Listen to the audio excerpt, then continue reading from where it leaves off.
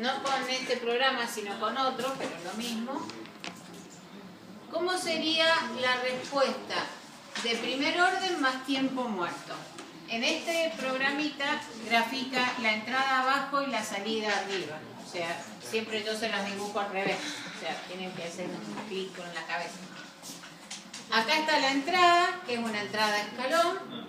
Desde el momento que se produjo el escalón, hay un tiempo en el cual la función todavía no empieza a cambiar. ¿Cómo se llama esto? Tiempo muerto. Y después aparece la respuesta bien exponencial que caracteriza a una función capacitiva de primer orden. Esto lo veíamos para una entrada en donde no había oscilación. ¿Qué pasa cuando después empezamos a perturbar? Fíjense aquí, con un periodo de 200 segundos, con un periodo de 60 y con un periodo de 100. La de abajo es la función senoidal, es una función en donde la amplitud es constante, 1, y la salida, ahí ven, hay un tiempo muerto, y después, en este tiempo muerto está sumado la respuesta de retardo capacitivo, que en aquella sería esa parte exponencial. Entonces, desde acá hasta acá, hay un retraso que empieza a dar que esta entrada se va a ver a la salida un tiempo después. Si yo comparo el tiempo entre que la entrada produjo una amplitud máxima y que la salida generó una amplitud máxima, yo veo que hay un desfasaje, hay un corrimiento, hay un retraso. Es el tiempo en que tarda esto en llegar ahí arriba. Fíjense que acá se alcanza a ver un poco el transitorio, eso que decimos acá. La parte que depende del tipo de función de transferencia y tiene una forma exponencial. ¿Ven? Después del tiempo muerto hay una primera parte en donde la función capacitiva hace que haya un achicamiento de la amplitud hasta que después queda solo la solución particular. ¿Esa parte es la transitoria? El transitorio es esta primera parte, o solución homogénea, y después la solución particular. Para un periodo de 200 segundos, yo acá medí cuánto había cambiado la amplitud de la salida respecto de la amplitud de la entrada.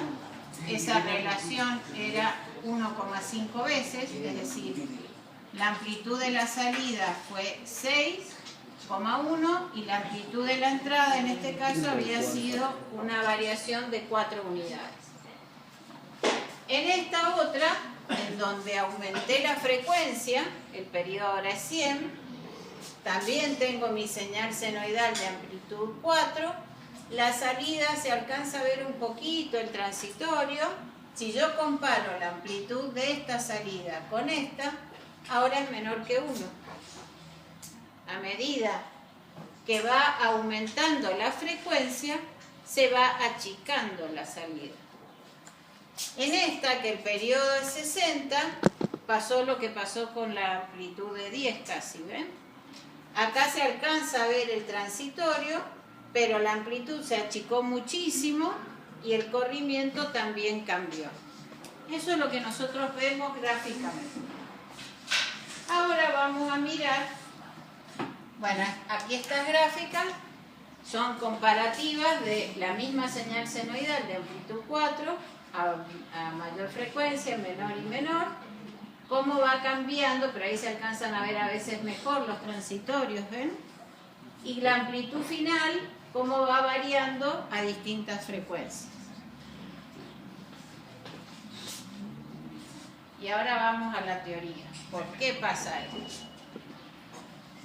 Vamos a borrar. Voy a borrar esta parte, no voy a borrar por ahora la función.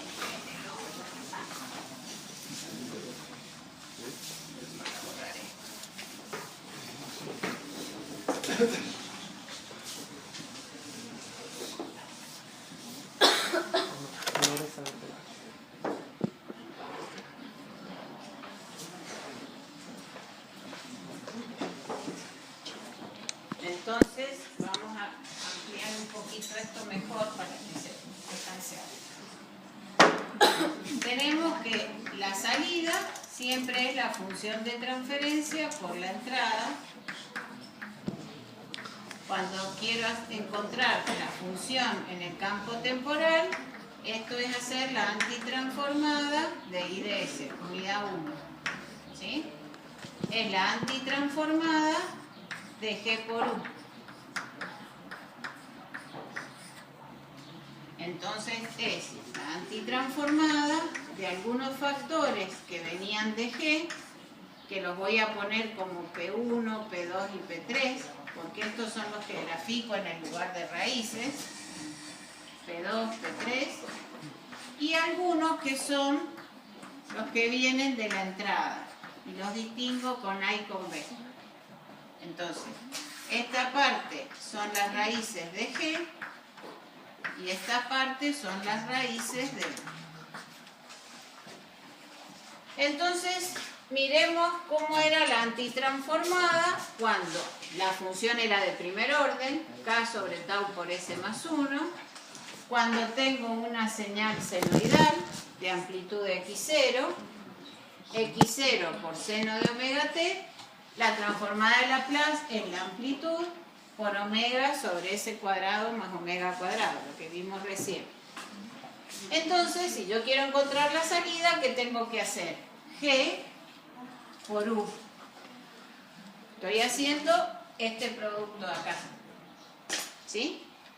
Para hacer la antitransformada voy a tener un término que va a venir de la raíz de este término, que es menos 1 sobre tau, que fíjense que tiene un transitorio E a la menos t sobre tau, que habíamos visto en las funciones de primer orden.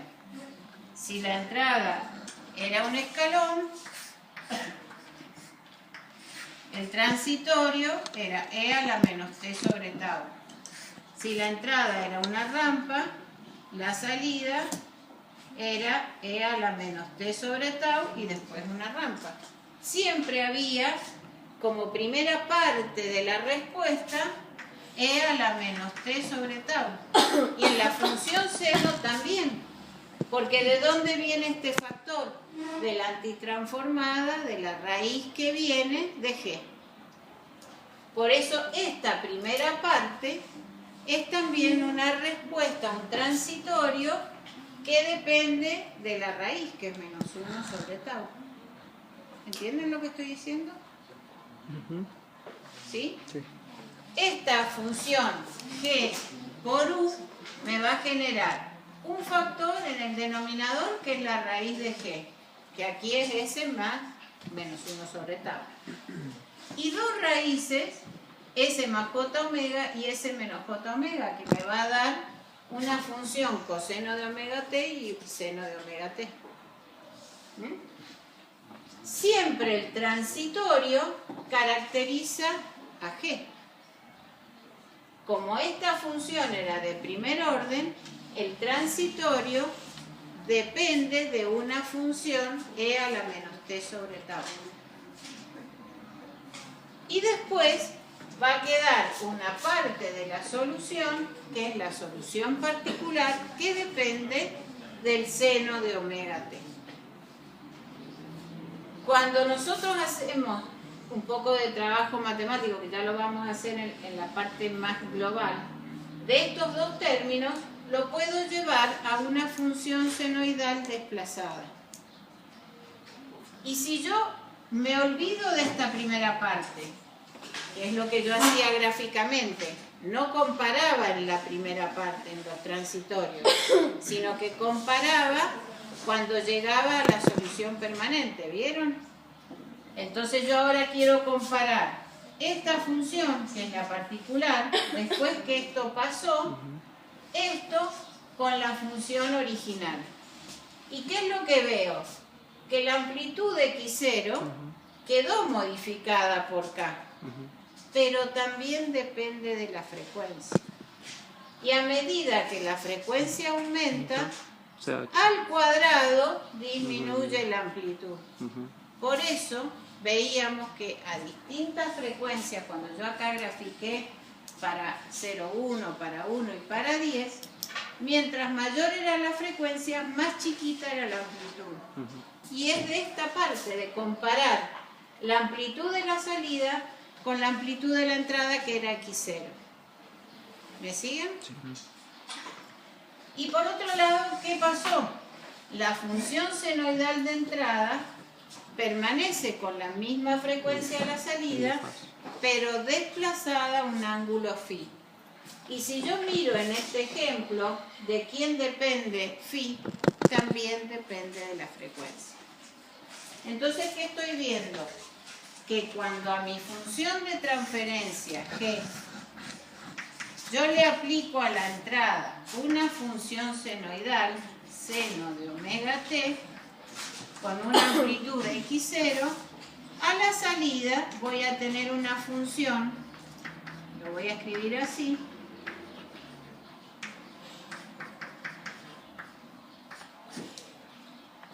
con una amplitud que depende de x0, pero que también depende de la función de transferencia, porque esto depende de que yo tenía una función de primer orden.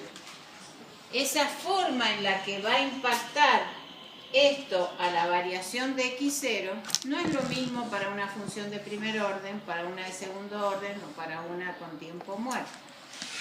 Por eso estoy diciendo que esto es una función que depende de G, que también depende de la frecuencia. Entonces la voy a escribir así.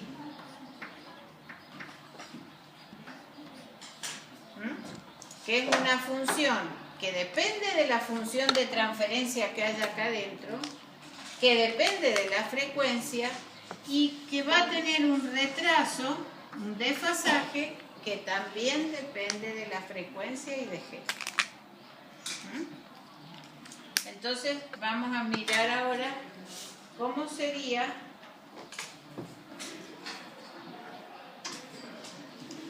en forma general. En forma general, ¿yo qué tengo? Otra vez mi función de entrada y de ese que es G por la función de entrada. Al hacer la antitransformada voy a tener dos factores que dependen de las raíces de la función seno y una cantidad de términos que dependerá si esta función G era de primer orden, de segundo orden, de orden n. Como ese transitorio me voy a olvidar por ahora, estos no los analizo. Solo analizo los dos términos de la solución particular. Y para eso necesito calcular A y B. Volvemos a la unidad 1. ¿Cómo hacíamos para encontrar los coeficientes A y B que hacían que la función G por U sea igual a una suma de fracciones simples? Aplicando el límite. Tomábamos límite haciendo S igual a la raíz que hace 0 ese factor de la función multiplicada por G. Entonces me queda esto que multiplica a x0 por omega por g de s sobre s, o sea, todo esto es u. Este omega sale de allá arriba, de acá. O sea, x0, omega y todo esto es la transformada de la función seno por g de s y por la raíz voy a encontrar los coeficientes A y los coeficientes B. Y si vemos, A y B son valores que ya no son constantes. Nosotros en la unidad 1 hacíamos ejercicios en donde A y B nos daban 2, 1/2, pero ahora nos van a dar valores que van a ser función de la frecuencia y que van a ser función del tipo de función de transferencia con la que esté trabajando. Si es de primer orden, si es de segundo orden. Entonces, cuando reemplace esto en A y esto en B, me va a dar, cuando haga la antitransformada, o una función seno y una función coseno, como me dio en el ejemplo anterior, o lo puedo expresar en forma polar a través de un módulo y un desfasaje y terminar llegando a una función x0 por un módulo que va a variar con la frecuencia y que va a variar con g, y de la función seno de omega t retrasada a un ángulo fijo. Y ahora viene una parte en la que se quedan en el gráfico y aprenden a hacer los gráficos divinamente, pero cuando yo les pregunto ¿qué están graficando? Nadie sabe. Vamos a ver dos diagramas, un diagrama de Bode y un diagrama de Nyquist. En ambos estoy graficando esto y esto. Y ojo, porque tienen que poder explicarlo cuando rinden.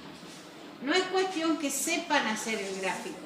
El programa CC también me hace el gráfico.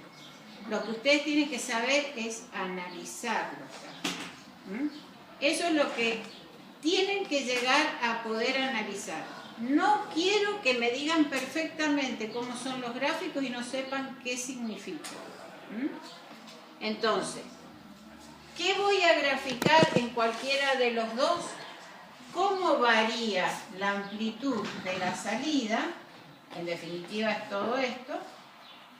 En función de la magnitud, o sea, del tipo de función de transferencia y de la frecuencia, que eso se llama magnitud. En Bode será una gráfica de este G de J omega expresado como magnitud, sí, como amplitud, como variación de la amplitud de salida respecto de la entrada. Y también, escribí demasiado apretadito, todavía no está. Y también una gráfica de variación de la fase con la frecuencia. En un sistema de primer orden, la característica es así. A bajas frecuencias casi no cambia. ¿Se acuerdan que para 0,1 nos daba casi 5? Es esta parte. Y después se empieza a achicar rápidamente. Y el desfasaje va a variar desde 0 grados hasta menos 90 grados. ¿Qué significa esto? Que va al principio a ser casi en fase la salida con la entrada, casi no va a haber corrimiento de la salida respecto de la entrada, pero que a frecuencias altas va a ser casi un cuarto de periodo. Estos 90 grados están representando dentro de un periodo que es 360 grados de desfasaje. El corrimiento es casi 90 grados, es decir, es casi un cuarto de periodo. Si mi función senoidal de entrada era así, divido en 4, la salida, bueno, va a ser una cosa así, va a correrse a altas frecuencias casi un cuarto de periodo. ¿Me entienden? Sí. Estoy midiendo ese retraso temporal en función del periodo, por eso lo expreso en ángulo, para que sea comparable en el caso de una función con alta frecuencia y una con baja frecuencia. Por eso se escriben en valores de fase. Lo voy a escribir más fuerte porque no se ve mucho. 0 y menos 90 grados. Y el diagrama de Nyquist representa lo mismo, pero lo representa en un plano polar, en donde tengo un eje real, un eje imaginario, y esta amplitud, por ejemplo, a una determinada frecuencia, omega 1, esta amplitud y este desfasaje está representado por un vector con módulo y fase, para una frecuencia omega 1. Para una frecuencia omega 2 tengo una amplitud más chica y casi 90 grados de desfasaje. Habrá un vector por acá que va a tener esta amplitud más chica y este desfasaje llegando a 90 grados. Si yo conecto todos estos puntos, los unos, los extremos de estos vectores, o sea, este debería haber llegado hasta ahí, los extremos de este vector me da la curva de Nyquist. La curva de Nyquist no es otra que la unión del extremo de vectores que van desde frecuencia 0 hasta frecuencia infinita, desde frecuencia 0 hasta frecuencia infinita, donde mido las variaciones de amplitud a través del módulo de este vector y el corrimiento o la fase a través del ángulo que forma con el eje real. ¿Y qué estoy representando? Esto y esto. ¿Esa área significa algo? ¿O sea, que encierra? El área no, la curva nada más. La curva la vamos a ver. Entonces, ¿qué pasa? Cuando la función es de primer orden y yo estoy perturbando con frecuencias muy altas, lo que me está diciendo esto es que la amplitud es casi nula. ¿Por qué? Porque el vector tiene un módulo tan chiquitito que multiplicado por la amplitud de la entrada genera una salida muy chiquita, que es la que veíamos cuando graficábamos con frecuencia 10. ¿Sí? ¿Puede repetir qué representaba el módulo? El módulo representa la relación de la amplitud de salida y la amplitud de entrada, una vez que se estabilizó. O sea, por eso no es en el transitorio, sino es en la parte ya estable, la parte de solución permanente. ¿Cuál es la relación de la amplitud de salida con la amplitud de entrada? Eso se llama ganancia estática o módulo, que en esta función a baja frecuencia era casi 5, porque es lo que representa nuestro K. A baja frecuencia ese valor es K. Este valor es K. Y este valor es K, pero expresado en decibeles. 20 veces el logaritmo de K. Porque Bode grafica lo mismo, pero la magnitud en escala logarítmica. Y eso tiene una razón de ser. Esta relación es mucho más lineal cuando la grafico en escala logarítmica que cuando la grafico en valores de K. Aquí sí tengo amplitud, o sea, vector como ese módulo en valores absolutos. Pero esta curva está representada en función de, o sea, expresada en decibeles, que es 20 veces el logaritmo de la magnitud. Pero en ambos casos estoy graficando esta relación de amplitudes o relación de magnitudes.